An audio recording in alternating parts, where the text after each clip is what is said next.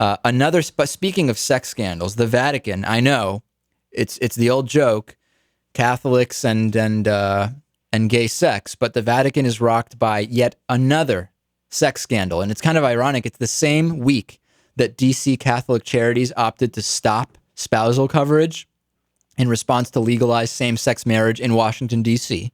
We had this week people starting to be able to get married to their homosexual partners in D.C. The Vatican is now answering for a gay scandal taking place right under their noses. A police investigation into corruption at the Vatican has taken a twist with the discovery of an organized network of male prostitution. So far, a senior aide to the Pope and a Vatican chorister, I don't know what that is, have been removed from their posts over allegations of involvement in the homosexual prostitution ring. The allegations were made public when Italian newspapers published transcripts.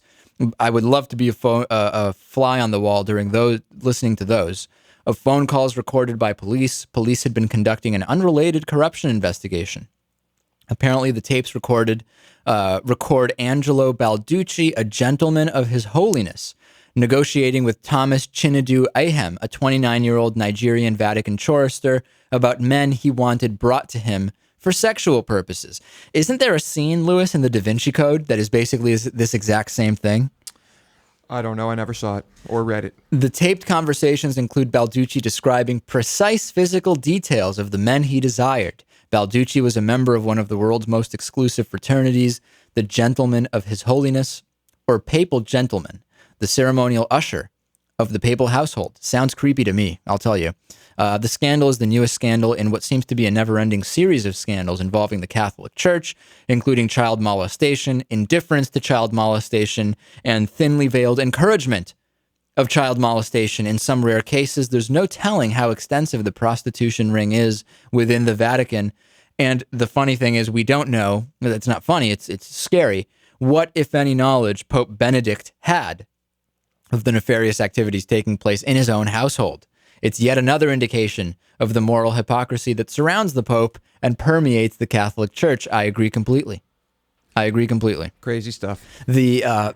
Stopping spousal coverage and at the same time running a male gay prostitution ring at the Vatican. Can you imagine anything more ridiculous, Lewis? The hypocrisy is, it's unbelievable. Dylan Ratigan kicks a teabagger off of his own show. He says, can we cut off this man's microphone? The teabaggers, remember last week, actually, Orly Tates, or Orly Taints, as some listeners have dubbed her. It told me I was disrespectful for using the term teabagger. I said, didn't you speak at a teabagger conference? Dylan Ratigan is now kicking off his show. Dylan Ratigan's actually not bad on some of these shows. He's a CNBC guy, and I guess he's getting a new show on MSNBC. I'll just play this for you. It's really pretty funny. So you're saying you accept racists and Nazis, Mark? Eventually, is that I'll what you're answer the saying? question. Do you accept racists and Nazis in the Tea Party? Here in Sacramento, at the NBC Mark, local I'm asking news you a affiliate, question, my man. I didn't. You want to have a conversation with me, or did you just want to come on my TV show and do a commercial for yourself? I'm answering the question. We have a woman here on a local NBC affiliate who, after an anti-Semitic rant in Sac State, was promoted from reporter to anchor. Does that make NBC? Does that make you an anti-Semitic organization? Hey, Mark, do I run NBC? Are you a guest on my show? No, do you have any intention of answering any of my questions? Let me ask you a question, Mark.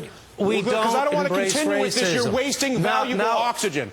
Can we please cut off this man's microphone? He has no interest in answering my questions. Mark, a pleasure. Okay, actually, not really a pleasure. It was offensive. You're offensive. Your treatment of my show as a vehicle to spread your propaganda, ignore my questions, offensive, and an indication of what is wrong with the dialogue in this country, period. Wow, Dylan Ratigan flipping out on a teabagger. You know what's funny about that and what's weird is usually it just happens that the host's microphone is always significantly louder than the guest, so that if they're both talking simultaneously, the host can kind of take over. Here, we don't even do it on purpose, but because we have amplification on our mics and not on the phone, it just happens. We know on Bill O'Reilly, his mic is always louder than the guest. Not happening on this show. I mean, we could barely even hear Dylan Ratigan over the guest mic, which is odd. Hey, but pretty funny to me. Do we need term limits? What do you say, Lewis? I don't know. We've got a presidential term limit. For Congress. You're right. So, I mean, I don't know. Here's the I never arguments. really thought Here's of the that. arguments in favor. Number one, overwhelmingly voters prefer term limits. Number two, term limits downgrade seniority and favor meritocracy. Number three, it increases competition and encourages new challengers. Big problem now where new challengers are not really encouraged. It builds a citizen Congress and will drive out career politicians. It breaks ties to special interests. It improves the tendency to vote on principle, so on and so forth. The arguments against: it terminates good politicians along with the bad. It reduces the range of voter choice, and it eliminates experience. I say we do need term limits in Congress. How long? Good question. I don't know. Well, let's see. For 2-year terms, 4 2-year terms for members of the House. How about that? Not bad. I mean, I don't know. There has to be something done. The power of seniority right now, I think, is overwhelming. And I think something has to be done about it. I think if things stay the same, the decreased approval rating for Congress is only going to continue going downhill.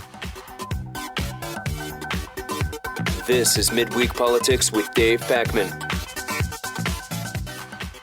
Midweek Politics is brought to you in part by Just Coffee Cooperative, fair trade coffee from around the world roasted daily at justcoffee.coop. By Jackson & Connor, classically modern men's apparel in Northampton, Massachusetts on the second floor of Thorne's Marketplace. To find out more about underwriting Midweek Politics, visit midweekpolitics.com.